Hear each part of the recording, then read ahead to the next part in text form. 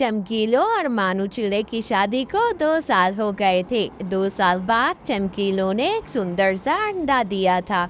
मानू जी, मैं अपने बच्चे को देखने के लिए बहुत बेताब हूँ।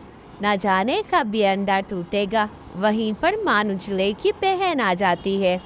अरे वाह, क्या ही बात है, तुम दोनों ने अंडा कितना प्यारा दिया है।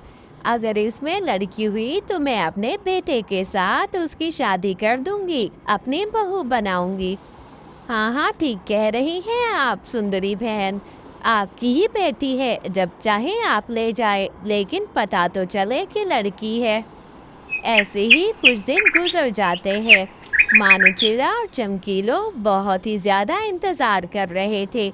आखिर मानू जी कब ये अंडा टूटेगा। मुझे तो लगता है कि आज टूट ही जाएगा। देखे तो जरा, थोड़ी थोड़ी दरारें पड़ रही है अंडे में। अचानक अंडा टूटता है, वहां से तो एक बच्चा निकलता है। तभी मानू चिड़ा चीख चीख के बोलता है, चमकीलो, ये क्या निकल आया है अंदर से? ये काला कलोटा बच्चा मुझे नहीं चाहिए। काला बच्चा क्या ये पता नहीं किस पे चला गया। मानू जी, क्या हो गया है? ये हमारी बच्ची है। क्या हुआ अगर काला रंग है तो? लेकिन इतनी प्यारी और इतनी सुंदर, देखें कितनी प्यारी है हमारी बच्ची। आखिर को है तो हमारा बच्चा ना। आप ऐसा क्यों कह रहे हैं मानू जी?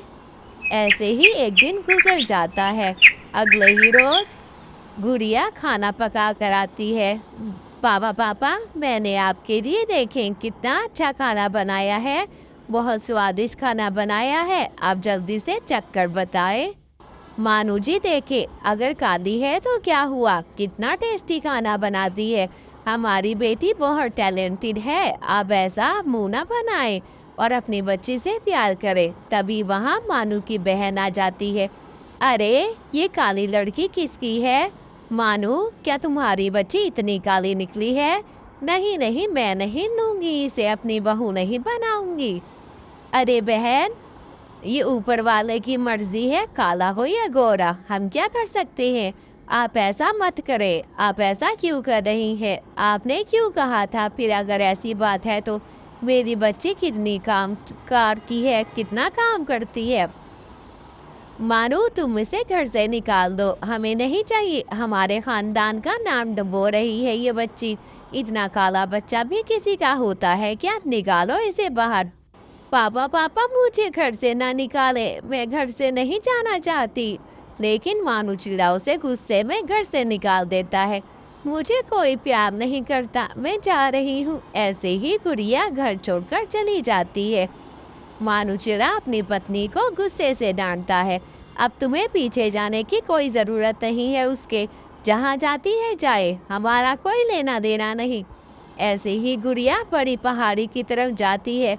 आज मैं यहाँ से कूदकर मर जाऊंगी, मेरा कोई नहीं है यहाँ पर। अचानक वहाँ पर आवाज़ आती है, बेटा जा तो रही हो, मेरी मदद करती जाओ। ये किसकी आवाज़ है? जब पीछे देखती है तो एक दरख्त बोल रहा होता है, तुम कितनी सुंदर हो, तुम मरने जा रही हो, मगर क्या मेरे लिए छोटा सा काम कर दोगी? मुझे यहाँ से उठाकर किसी अच्छी जगह पर उगा दो। यहाँ बहुत पथरीली ज़मीन है, मेरी जड़ें कमज़ोर हो रही हैं। मुझे किसी घास वाली जगह पर उगा दोगी प्लीज़? मुझे यहाँ से निकालो निकालो, मैं फंस गई हूँ यहाँ पर। ऐसे ही वो कहता है दरख्त।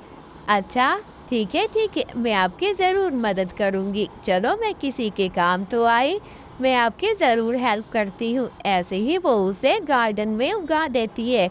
अचानक वहाँ पर चमत्कार होता है। तुम्हें मैं एक बहुत ही सुंदर गुड़िया बना रही हूँ। मैं एक जादुई पेड़ हूँ। क्या वाकई मैं इतनी सुंदर हो गई हूँ? मैं तो अपने घर भी जा सकती हूँ। अब मुझे मरने की कोई ज़रूरत नहीं है। अब मैं अपने पेरेंट्स की तरह हो गई हूँ। ऐसे ही वो घर जाती है। अरे, ये कौन है इतनी क्यूट सी प्यारी सी बच्ची?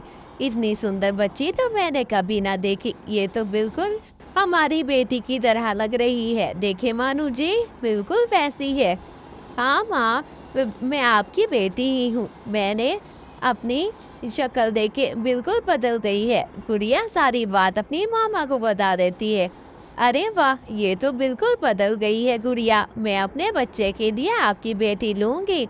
चमकीलो, मैं तुम्हारी बच्ची से अपने बेटे का रिश्ता करती हूँ। मुझे तो बस आपकी बच्ची ही चाहिए। मगर चमकीलो को बहुत गुस्सा आता है क्योंकि उसने उसका अपमान किया था। वो उसे घर से निकाल देती है। माँ जी, आपने अच्छा किया जो मेरा रिश्ता आप नहीं किया, क्योंकि इनको कभी कदर नहीं हो सकती। पापा, आपने भी गलत किया। पापा भी माफी मांगते हैं।